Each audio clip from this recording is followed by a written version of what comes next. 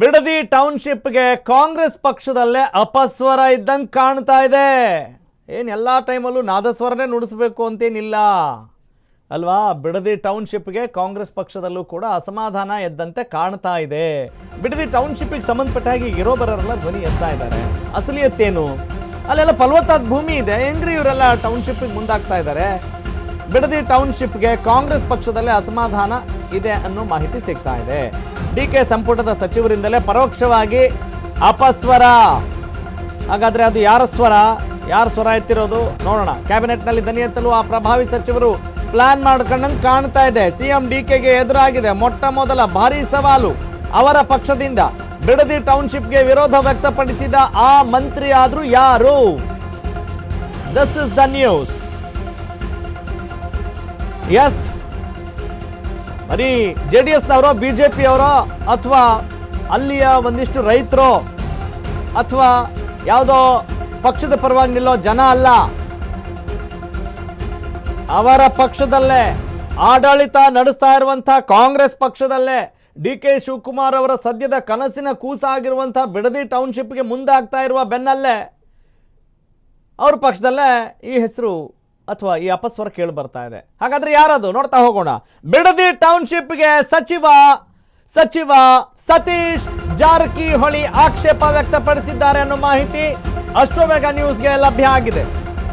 Bidadi township ಯಾವುದೇ ಕಾರ್ಯಕ್ರಮ ಪಕ್ಷಕ್ಕೆ ಡ್ಯಾಮೇಜ್ ಆಗಬಾರ್ದು ಅನ್ನುವ ಮಾಹಿತಿಯನ್ನ ಕೊಡೋದ್ರ ಮೂಲಕ, ಹೇಳಿಕೆ ನೀಡೋದ್ರ ಮೂಲಕ ಇದರ ಚರ್ಚೆ ಆಗಬೇಕು. ಕ್ಯಾಬಿನೆಟ್ನಲ್ಲಿ ಚರ್ಚೆ ಮಾಡ್ತೀವಿ, ಮುಂದಿನ ಸಂಪುಟ ಸಭೆಯಲ್ಲಿ ಚರ್ಚೆಗೆ ಬರುತ್ತೆ, ನೋಡೋಣ ಅನ್ನೋ ಮಾತನ್ನ ಹೇಳಿದ್ದಾರೆ. ಯಾವುದೇ ಒಂದು ವಿಚಾರ ಸರ್ಕಾರಕ್ಕೆ ಹೊರೆ ಆಗ್ಬಾರ್ದು ರೀ. ಓಕೆ, ಯಾರಿಗೆ ಹೇಳ್ತಾ ಇದ್ದೀರಿ? ಶ್ರೀಮಾನ್ ಸತೀಶ್ ಜಾರಕಿಹೊಳಿ ಅವರೇ, ಪಕ್ಷಕ್ಕೂ ಡ್ಯಾಮೇಜ್ ಆಗಬಾರ್ದು. ಮಂತ್ರಿ ಜಾರಕಿಹೊಳಿ ಅವರು ವಾರ್ನ್ ಮಾಡ್ತಾ ಇದ್ದಾರೆ. ವಾರ್ನಲ್ಲಿ ವಾರ್ ಕೂಡ ಇದ್ದಂಗಿದೆ. ಬಿಡದಿ ಟೌನ್ಶಿಪ್ಗೆ ಸಚಿವ ಸತೀಶ್ ಜಾರಕಿಹೊಳಿ ಆಕ್ಷೇಪ ವ್ಯಕ್ತಪಡಿಸಿದ್ದಾರೆ. ಯಾವುದೇ ಕಾರ್ಯಕ್ರಮಕ್ಕೆ ಇಲ್ಲಿ ನಾವು ತಕ್ಷಣ ವಿರೋಧ ವ್ಯಕ್ತಪಡಿಸ್ತೀವಿ ಅನ್ನೋದಕ್ಕಿಂತ ಹೆಚ್ಚಾಗಿ ಯಾವುದೇ ಕಾರ್ಯಕ್ರಮ ಪಕ್ಷಕ್ಕೆ ಡ್ಯಾಮೇಜ್ ಆಗಬಾರ್ದು. ಮುಂದೆ ಇನ್ನು ಊರ ಹಬ್ಬ ಇದೆ, ಅಂದರೆ ಚುನಾವಣೆಗಳು ಇರುವಾಗ ಪಕ್ಷದ ಬಲವರ್ಧನೆ ಆಗಬೇಕು ಅಂತಿದ್ದಾಗ, ಇಲ್ಲಿ ದೊಡ್ಡ ಮಟ್ಟದ ಕಿತ್ತಾಟ ಆಗ್ತಾ ಇರುವಾಗ, ಫಲವತ್ತಾದ ಭೂಮಿ ಇದೆ, ಇಲ್ಲಿ ಹೆಂಗ್ರಿ ಟೌನ್ಶಿಪ್ ಅಂತ ಮಾಡಿಬಿಡ್ತಾರೆ ಅನ್ನುವ ಕೂಗು ಜಾಸ್ತಿ ಇದ್ದಾಗ ನಾವು ಪಕ್ಷದ ಪರವಾಗಿ ನಿಲ್ಲದೆ ಅದು ನಿಜಕ್ಕೂ ಕೂಡ ಸಮಯೋಚಿತವಾಗಿ ಮಾತನಾಡಬೇಕು ಅನ್ನುವ ಸಂದೇಶವನ್ನೇನಾದರೂ ಕೊಡ್ತಾ ಇದ್ದಾರಾ ಸತೀಶ್ ಜಾರಕಿಹೊಳಿ ಅವರು? ಗೊತ್ತಿಲ್ಲ. ಅವರೇ ಮಾತನಾಡಿದ್ದಾರೆ, ಬನ್ನಿ ಕೇಳಿಸ್ಕೊಂಬರೋಣ. ಅದ್ರ ಬಗ್ಗೆ ಚರ್ಚೆ ಮಾಡಬಹುದು. ಅವರು ಕ್ಯಾಬಿನೆಟ್ ಮೀಟಿಂಗ್ ಇನ್ನೂ ಆಗಿಲ್ಲ, ಫಸ್ಟ್ ಟೈಮ್ 20ಕ್ಕೆ ಆಗ್ತಾ ಇದೆ. ಬಹುಶಃ ಸಬ್ಜೆಕ್ಟ್ ಬಂದು ಚರ್ಚೆ ಆಗ್ಬೋದು. ಯಾಕಂದ್ರೆ ಇಡೀ ಪಕ್ಷದ ಭವಿಷ್ಯ ಕೂಡ ಅದ್ರ ಮೇಲೆ ಡಿಪೆಂಡ್ ಆಗಿದೆ. ಯಾಕಂದ್ರೆ ಅನಾವಶ್ಯಕ ಗೊಂದಲ ಆಗಬಾರ್ದು. ಟೌನ್ಶಿಪ್ ಮಾಡ್ಲಿಕ್ಕೆ ಹೋಗಿ ಸರ್ಕಾರ ಕೂಡ ಹೊರೆ ಆಗಬಾರ್ದು. ಅದ್ರ ಮೇಲೆ ನೋಡಿ ಚರ್ಚೆ ಮಾಡ್ತೀವಿ ಕ್ಯಾಬಿನೆಟ್ ಅಲ್ಲಿ ಬಂದಾಗ. ಅದೇ ಆಗಬಾರ್ದು. ಅದನ್ನ ಒಂದು ನಾವು ಯಾವ್ದೋ ಒಂದು ಸ್ಕೀಮ್ ಮಾಡ್ಲಿಕ್ಕೆ ಹೋಗಿ ಸರ್ಕಾರದ ಮೇಲೆ ಅದು ಹೊರೆ ಆಗಬಾರ್ದು. ಅದೇ ಒಂದು ಸಮಸ್ಯೆಗೆ ಉದ್ಯೋಗ ಕಾರಣ ಆಗಬಾರ್ದು. ಅದ್ರ ಕೂಡ ನಮ್ ಗಮನದಲ್ಲಿ ಇದೆ. ಅದ್ರ ಬಗ್ಗೆ ನೋಡೋಣ. 20 ತಾರೀಕು ಬಹುಶಃ ಅದ್ರ ಬಗ್ಗೆ ಚರ್ಚೆ ಆಗ್ಬೋದು ಕ್ಯಾಬಿನೆಟ್ ನಲ್ಲಿ. ನೋಡೋಣ, ಅದ್ರ ಬಗ್ಗೆ ಚರ್ಚೆ ಮಾಡಬಹುದು. ಅವರು ಕ್ಯಾಬಿನೆಟ್ ಮೀಟಿಂಗ್ ಇನ್ನೂ ಆಗಿಲ್ಲ, ಫಸ್ಟ್ ಟೈಮ್ 20ಕ್ಕೆ ಆಗ್ತಾ ಇದೆ. ಬಹುಶಃ ಸಬ್ಜೆಕ್ಟ್ ಬಂದು ಚರ್ಚೆ ಆಗ್ಬೋದು. ಯಾಕಂದ್ರೆ ಇಡೀ ಪಕ್ಷದ ಭವಿಷ್ಯ ಕೂಡ ಅದ್ರ ಮೇಲೆ ಡಿಪೆಂಡ್ ಆಗಿದೆ. ಯಾಕಂದ್ರೆ ಅನಾವಶ್ಯಕ ಗೊಂದಲ ಆಗಬಾರ್ದು. ಟೌನ್ಶಿಪ್ ಮಾಡ್ಲಿಕ್ಕೆ ಹೋಗಿ ಸರ್ಕಾರ ಕೂಡ ಹೊರೆ ಆಗಬಾರ್ದು. ಅದ್ರ ಮೇಲೆ ನೋಡಿ ಚರ್ಚೆ ಮಾಡ್ತೀವಿ ಕ್ಯಾಬಿನೆಟ್ ಅಲ್ಲಿ ಬಂದಾಗ. ಅದೇ ಆಗಬಾರ್ದು. ಒಟ್ಟಿನಲ್ಲಿ ಸತೀಶ್ ಜಾರಕಿಹೊಳಿ ಅವರು ಜನರ ಪರವಾಗಿ, ಪ್ರಕೃತಿಯ ಪರವಾಗಿ ನಿಜಕ್ಕೂ ಒಳ್ಳೆಯ ಇಂಟೆನ್ಷನ್ನಿಂದನೇ ಮಾತನಾಡಿದ್ದಾರೆ ಅಂತ ಹೇಳಿದರೆ, ಆ ಇಂಟೆನ್ಷನ್ಗೆ ನಾವು ಕೂಡ ಒಂದು ನಮಸ್ಕಾರಗಳನ್ನು ತಿಳಿಸೋಣ. ನೋಡೋಣ ಅಸಲಿಯತ್ತೇನು. ಪಕ್ಷದವರಲ್ಲೇ ಈ ರೀತಿಯಾದಂಥ ಒಂದು ಭಿನ್ನ ಧ್ವನಿ ಬರ್ತಾ ಇದೆ ಅಂತ ಹೇಳಿದಾಗ ಅಷ್ಟು ಸುಲಭದ ಮಾತಾಗಿರಲ್ಲ. ಯಾಕಂತ ಹೇಳಿದರೆ ಹಂಗೆ ಹೇಳಬೇಕು ಅಂತ ಹೇಳಿದ್ರೆ ಸಮಥಿಂಗ್ ಶುಡ್ ಬಿ ಹ್ಯಾಪನ್ಡ್ ಅನ್ನುವ ಒಂದು ಅನಾಲಿಸಿಸ್ ಇದ್ದೇ ಇರುತ್ತೆ. ಎಸ್, ಇದೇ ವಿಚಾರಕ್ಕೆ ಸಂಬಂಧಪಟ್ಟ ಹಾಗೆ ನನ್ನ ಕಲೀಗ್, ನಮ್ಮ political correspondent Deepa Kukkuvada, is on phone. Okay, phone join ಆಗಿದ್ದಾರೆ, ದೂರವಾಣಿ ಸಂಪರ್ಕದಲ್ಲಿದ್ದಾರೆ. ದೀಪಾ, ಓಕೆ, ದೀಪ ಅಂತ ಹೇಳಿದ ತಕ್ಷಣ ಬೆಳಕು ನೆನಪಾಗುತ್ತೆ. ಆ ಕ್ಷೇತ್ರದ ಜನತೆಗೂ ಕೂಡ ಬೆಳಕಾಗಬೇಕು. ಪ್ರಕೃತಿ ಅನ್ನೋದೇ ಬೆಳಕಾಗಿರುತ್ತೆ. ಅಲ್ಲಿ ಎಲ್ಲ ಫಲವತ್ತಾದ ಭೂಮಿನೇ ಇದೆ ಅಂತ ಹೇಳುವವರು ಇದ್ದಾರೆ. ಇಲ್ಲ ರೀ ಟೌನ್ಶಿಪ್ ಮಾಡ್ತೀವಿ, ಅದಕ್ಕೆ ಪೂರಕವಾದ ವಾತಾವರಣ ಕೂಡ ಇದೆ ಅಂತ ಹೇಳುವವರು ಹೇಳಿಸುವವರು ಕೂಡ ಇರುವಂಥ ಹಿನ್ನೆಲೆಯಲ್ಲಿ ಸತೀಶ್ ಜಾರಕಿಹೊಳಿ ಅವರ ಶ್ರೀಮಾನ್ ಕಾಂಗ್ರೆಸ್ ನಾಯಕರ ಸಚಿವರ ಈ ಮಾತು ನೋಡೋಣ. ಯಾವುದೇ ನಮ್ಮ ಕಾರ್ಯಕ್ರಮ ಪಕ್ಷಕ್ಕೆ ತೊಂದರೆ ಆಗಬಾರ್ದು, ಡ್ಯಾಮೇಜ್ ಆಗಬಾರ್ದು, ಈ ಬಗ್ಗೆ ಚರ್ಚೆ ಮಾಡ್ತೀವಿ ಅಂತ ಹೇಳ್ತಾ ಇದ್ದಾರಲ್ಲ, ಹೌ ಸಿಗ್ನಿಫಿಕೆಂಟ್ ಇಟ್ ಈಸ್, ಎಷ್ಟು ಮಹತ್ವವನ್ನು ಪಡೆದುಕೊಳ್ತಾ ಇದೆ.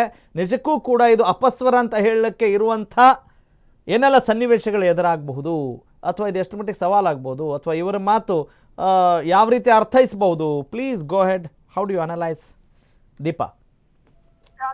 ಟೌನ್ಶಿಪ್ ವಿಚಾರದಲ್ಲಿ ಈಗ ಡಿ ಕೆ ಶಿವಕುಮಾರ್ ಏನೋ ಮಾಡ್ತೀವಿ ಅನ್ನುವಂತಹದ್ದನ್ನ ಹೊರಟಿರುವಂತದ್ದು, ಜೊತೆಗೆ ಈಗ ಆಲ್ರೆಡಿ ನೋಟಿಫಿಕೇಶನ್ ಅನ್ನ ಹೊರಡಿಸಿರುವಂತದ್ದು. ಆದ್ರೆ ಇದು ರೈತರ ವಿಚಾರ. ಯಾವುದೇ ಸರ್ಕಾರ ಬಂದ್ರೂ ಕೂಡ ರೈತರ ಮೇಲೇನೂ ಕೂಡ ಡಿಪೆಂಡ್ ಆಗಿರುತ್ತೆ ಸರ್ಕಾರ. ಈಗ ಯಾಕಂದ್ರೆ ಸಮುದಾಯದ ಮತಗಳು ಅನ್ನುವಂತಹದ್ರ ಜೊತೆಗೆ ರೈತರು ಅನ್ನುವಂತಹದ್ದು ಕೂಡ ಇಂಪಾರ್ಟೆಂಟ್. ಹಿಂದೆ ಮಹದಾಯಿ ಹೋರಾಟದ ವಿಚಾರದಲ್ಲಿ ನಾವು ಯಾವ ರೀತಿಯಾಗಿತ್ತು ಅನ್ನುವಂತಹದ್ದನ್ನು ಕೂಡ ನೋಡಿದ್ವಿ. ಹಾಗಾಗಿ ಟೌನ್ಶಿಪ್ ಅನ್ನುವಂತಹ ವಿಚಾರದಲ್ಲಿ ಬಹುತೇಕ ರೈತರು ನಾವು ಜಮೀನನ್ನ ಕೊಡೋದಿಲ್ಲ ಅನ್ನುವಂತಹ ನಿಟ್ಟಿನಲ್ಲಿ ನಿಂತಿರೋದು ಸರ್ಕಾರಕ್ಕೆ ದೊಡ್ಡ ಡ್ಯಾಮೇಜೇ ಆಗ್ತಾ ಇದೆ. ಯಾಕಂದ್ರೆ ಒತ್ತಾಯ ಪೂರ್ವಕವಾಗಿ ಸರ್ಕಾರ ಈ ರೀತಿಯಾಗಿ ನಮ್ಮ ಹತ್ರ ಕಸಿದ್ಕೊಳ್ತಾ ಇದೆ ಅನ್ನುವಂತಹದನ್ನ ಖುದ್ದು ಅಲ್ಲಿನ ರೈತರುಗಳು ಹೇಳ್ತಾ ಇರೋದ್ರಿಂದ ಇದು ಇನ್ ಕೇಸ್ ಮುಂದುವರೆದ್ರೆ ಇದು ಡ್ಯಾಮೇಜೇ ಸರಿ. ಆ ವಿಚಾರವಾಗಿ ಇವತ್ತು ಸತೀಶ್ ಜಾರಕಿಹೊಳಿ ಅವರು ಕೂಡ ಹೇಳ್ತಾ ಇದ್ರು, ಯಾವುದೇ ಒಂದು ಸ್ಕೀಮ್ ಆದ್ರೂ ಕೂಡ ಅದು ಸರ್ಕಾರಕ್ಕೆ ಧಕ್ಕೆ ಆಗದ ರೀತಿಯಲ್ಲಿ ಇರ್ಬೇಕಾಗುತ್ತೆ.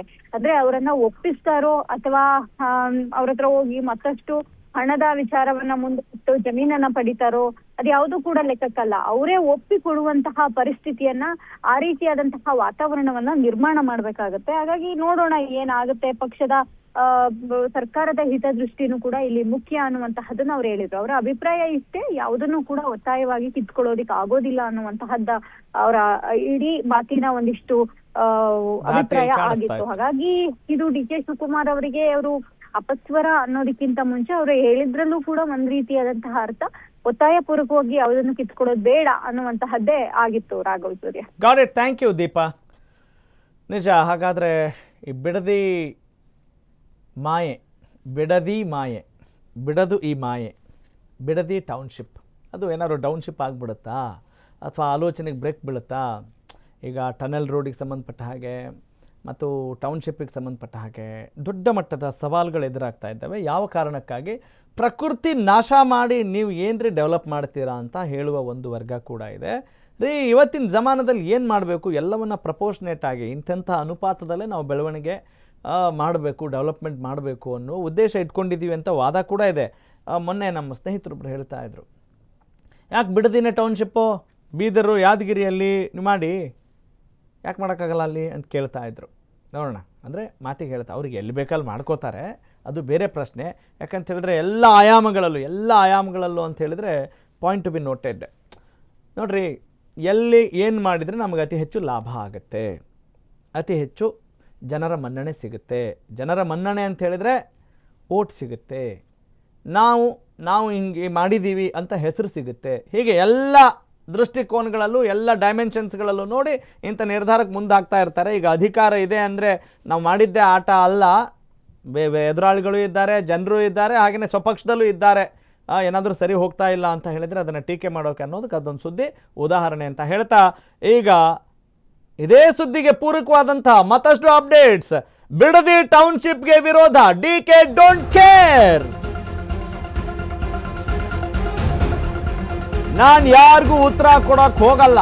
ಹಿಂದೆ ಬಿಜೆಪಿ ಸರ್ಕಾರದಲ್ಲಿ ಹಾರೋಹಳ್ಳಿ ಟೌನ್ಶಿಪ್ ಮಾಡಲಿಲ್ವಾ?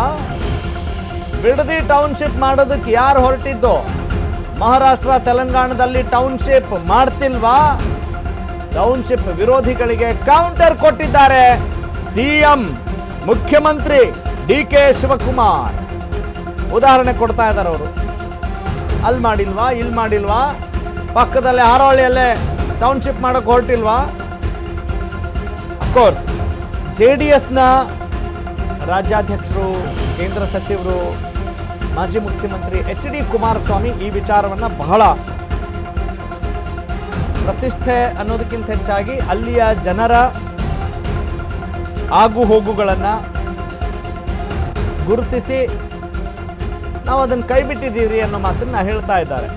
ಓಕೆ, ಒಂದಂತೂ ತಿಳ್ಕೊಳ್ಳಿ, ರಾಜಕಾರಣದಲ್ಲಿ ಯಾವುದೇ ಅಭಿವೃದ್ಧಿ ಮಂತ್ರ ಜಪಿಸಿದ್ರೂ ಕೂಡ ಕೊನೆಗೆ ನನಗೆ ಏನು ಸಿಗುತ್ತೆ, ಕೊನೆಗೆ ನನಗೆ ಎಷ್ಟು ಓಟ್ ಸಿಗುತ್ತೆ, ಕೊನೆಗೆ ನಾನು ದೊಡ್ಡ ನಾಯಕ ಆಗ್ತೀನ, ನಮ್ಮ ಸಮುದಾಯದ ನಾಯಕರು ಆಗ್ತೀವ ಅನ್ನುವ ಫಾರ್ಮುಲಾಗೆ ಬಂದು ಬೀಳುತ್ತೆ.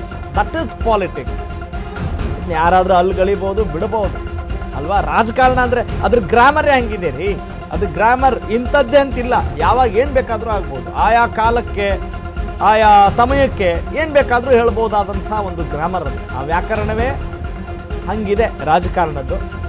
ಯಾರ ಮಿತ್ರರೋ ಯಾರ ಶತ್ರುಗಳೋ ಅಲ್ವಾ, ಇಂಥದ್ದೆಲ್ಲ ನಾವು ನೋಡ್ತಾ ಇದ್ದೀವಿ. ಹಾಗಾಗಿ ಡಿ ಕೆ ಶಿವಕುಮಾರ್ ನಾನು ಅಧಿಕಾರದಲ್ಲಿದ್ದೀನಿ, ನಾನು ಮುಖ್ಯಮಂತ್ರಿ ಆಗಿದ್ದೀನಿ ಅನ್ನುವ ಧೋರಣೆಯಿಂದ ಹೇಳ್ತಾ ಇದ್ದಾರೋ ಹೇಳ್ತಾ ಇಲ್ವೋ ಗೊತ್ತಿಲ್ಲ, ಆದರೆ ಕೌಂಟರ್ ಅಂತೂ ಕೊಡ್ತಾ ಇದ್ದಾರೆ. ಅದಕ್ಕೆ ಉದಾಹರಣೆ ಸಮೇತ ಅವರು ಮಾತನಾಡ್ತಾ ಇದ್ದಾರೆ. ಮಹಾರಾಷ್ಟ್ರ ತೆಲಂಗಾಣದಲ್ಲೆಲ್ಲ ಟೌನ್ಶಿಪ್ ಮಾಡ್ತಿಲ್ವಾ, ನಾವ್ಯಾಕೆ ಮಾಡಬಾರ್ದಿಲ್ಲಿ ಅಂತ ಹೇಳ್ತಾ ಇದ್ದಾರೆ. ಆದರೆ ವಾಸ್ತವ ಸ್ಥಿತಿ ಇರೋ ಬರೋರೆಲ್ಲ ವೀಡಿಯೋ ಕೂಡ ಮಾಡ್ತಾ ಇದ್ದಾರೆ. ಅಲ್ಲಿ ಆ ಜಾಗ ನೋಡಿದರೆ ಎಲ್ಲ ಹಸಿರು ತುಂಬಿದೆ, ಇಷ್ಟು ಫಲವತ್ತಾದ ಭೂಮಿನ ತೆಗೆದುಬಿಟ್ಟು ಇವ್ರು ಏನ್ರಿ ಡೆವಲಪ್ ಮಾಡ್ತಾರೆ ಅನ್ನುವ ಟೀಕೆ ಟಿಪ್ಪಣಿಗಳಿದ್ದಾವೆ. ಅದನ್ನು ಅವರು ಸಮರ್ಥಿಸ್ಕೊಳ್ಬೇಕು. ಹೆಂಗೆ ಹೇಳ್ತಾರೆ ಗೊತ್ತಿಲ್ಲ. ಎಸ್, ಡಿ ಕೆ ಶಿವಕುಮಾರ್ ಅವರು ಮಾತನಾಡಿದ್ದಾರೆ, ಬನ್ನಿ ಕೇಳಿಸ್ಕೊಳ್ಳೋಣ.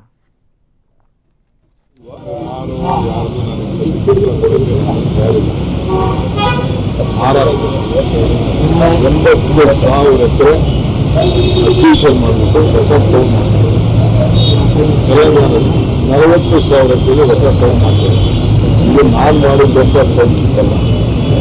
ಹಿಂದೆ ಕುಮಾರಸ್ವಾಮಿ ಅವರೇ ಇದಕ್ಕೆ ನೋಟಿಫೈ ಹಿಂದೆ ಬಿಜೆಪಿ ಗೌರ್ಮೆಂಟಲ್ಲಿ 1,000 ಎಕರೆನ ಈಗ ಅಕ್ವಿಷನ್ ಮಾಡಿ ತಿರ್ಗಾ ಜೆಡಿಗೆ ಕೊಟ್ಟಲ್ಲ.